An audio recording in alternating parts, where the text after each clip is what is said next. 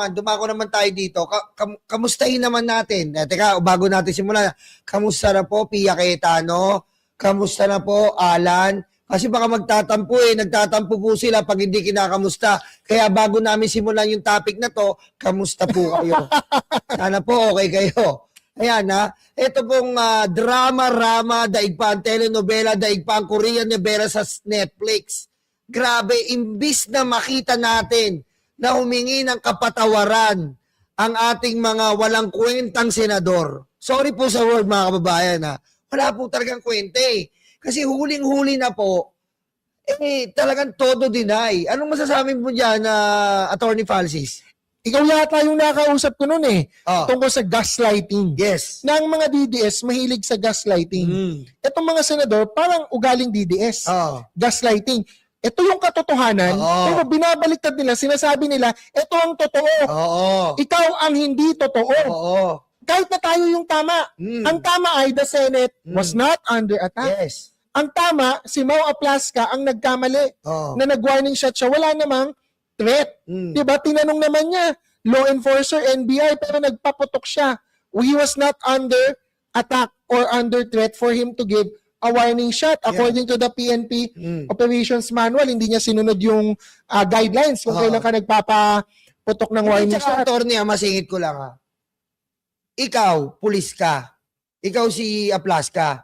NBI ako. Ba't mo ko warning shot? Otoridad ako. Hindi nga pulis si Aplasca Senate Security Staff lang siya. Hindi siya yung PNP. Hindi siya yung NBI or law enforcer na incumbent. Sabihin na natin, Aplasca, security guard ka lang, huwag kang umasta. So, hindi natin nilalang yung security guard. Pero ito kung umasta po kasi, di ba? Walang mali sa security guard. Yes. Pero kung security guard ka, nakakita ka ng NBI, at may dumating na NBI sa building mo, pakaputo ka mo ba? properly identified, Yes. merong bulletproof vest ng NBI, ang nakasulat, nagpakita naman ng ID or nagsabi, NBI ako, bakit ka magpapaputok? Di ba? Dapat na itotropahin mo Totropahin mo. Boss. Boss. Boss. Pareho tayong security. Kamusta? What are you here for?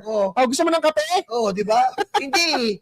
Imbis warning shot, pagka-warning shot, tinagtad pa almost 30. Di ba? Almost 30 shots. Hindi po galing sa labas. Palabas. Kaya nga ang may soko na yan. May paraffin test. Di ba? Na ano na yan Pero, ini-insist pa din ng mga senador na majority that they were under attack. Ito mas malala. Na gaslighting. Yes. Ginagaslight ni Pia Cayetano si Risa Ontiveros. Sabi ni Risa Ontiveros, parang walang nangyari. After 1 week, ano na ang ginagawa ng Senado to ensure na may accountability doon sa shootout. Nagtalong na. Parang walang nangyari. Totoo. Hindi niya sinasabi. Mali na-interpret ni Mali pagkaintindi ni Pia or ginagaslight niya tayo. Ang sabi niya, sinasabi mo ba, Risa Ontiveros, na hindi totoo yung aming naramdaman, yung aming pinagdaanan, na natakot ako dahil akala ko, mawawala na kami, mamamatay na kami dahil may shootout. Hindi yun ang sinasabi ni Risa. Ang sinasabi ni Risa, parang walang nangyari doon sa aksyon at reaksyon ng Senado as an institution. Actually, ang binoboljak ni Risa Ontiveros doon, si Alan Peter Cayetano as the Senate President. Ano na ang result ng investigasyon ng Senado? Ano na ang aksyon ng Senado to increase security or to fix ano man yung mga pagkakamali last week? Ang sabi ni Pia Cayetano, wala man sa inyong nangamusta. Akala nyo ba hindi totoo yung nangyari na we were under attack, etc. Una, they were not nga under attack. Ano hindi under attack attorney? Under attack. Under attack. Attack na attack si Alan Peter Hindi. Under attack. At saka under attack yung buffet. Di ba? Sa pagkain. Tayo nga, ang sabi ko nga sa'yo ikaw, dumating lang yung bill ng Meralco. Ewan ko sa'yo kung makakain ka, puputulan kayo makakain ka ba? Hindi na.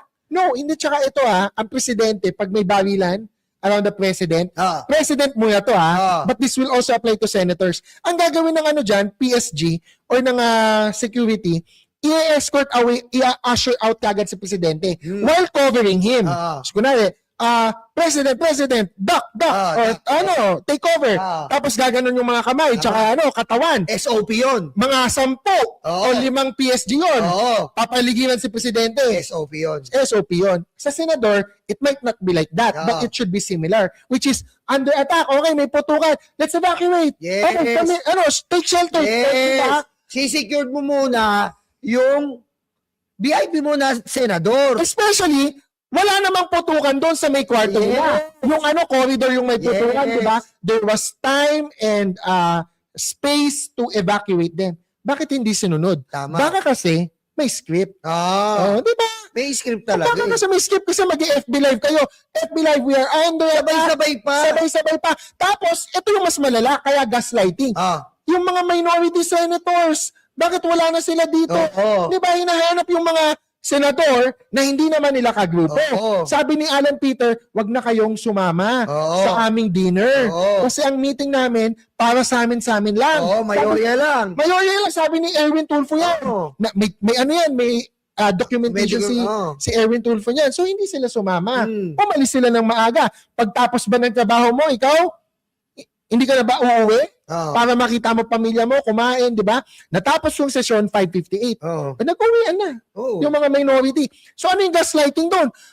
Una, hindi na nga under attack. Tapos nag-Facebook Live pa, hinahanap yung mga minority senators. Bakit? Bakit? Yung mga DDS vloggers, nakakampi nitong mga senador na to, na majority, biglang pinagsisisisi. Sina Risa, sina Bam, sina Kiko, may alam ba sila? Alam ba nilang magkaka-shootout? Kaya hindi sila pumunta? Kaya nga biniiba pa ang naratibo. Biniblame. Na parang pa. ang dahilan ng shootout, script ng minority. Well, in fact, script siya ng majority. So, gaslighting yung parang walang nangyari. Ang intindi tuloy ni Pia Cayetano, ini-invalidate yung nangyari. Yung feelings nila. Which, the situation nila. kahit totoo valid yung feelings nila. Sabihin natin, valid ang feelings sila. Baka talagang kinabahan sila. Natakot sila. Hindi nila alam, nagpapanik sila kung ano yung totoo. Noong panahon na yun, hindi naman yun ini-invalidate ni Risa. Hindi yun yung sinasabi niya. Kaya talagang malaking gaslighting. Ano pa isang gaslighting ni Pia? Kinakamusta mo siya. Diba? Kailangan kamustahin mo si Pia. Naglabas ng resibo. Yung sina Erwin Tulfo. TV5. At saka yung mga senador, sabi, nag-message kami. Kamusta na kayo? Prayers. Stay safe. Stay safe. Thank God everyone's safe. My God! Sinungaling! Alam mo pangalan ni Pia Cayetano? Ano? Pianocchio. Cayetano. Tsaka Pianocchio. Humaba yung Ako, yung ilong ko, hindi umahaba.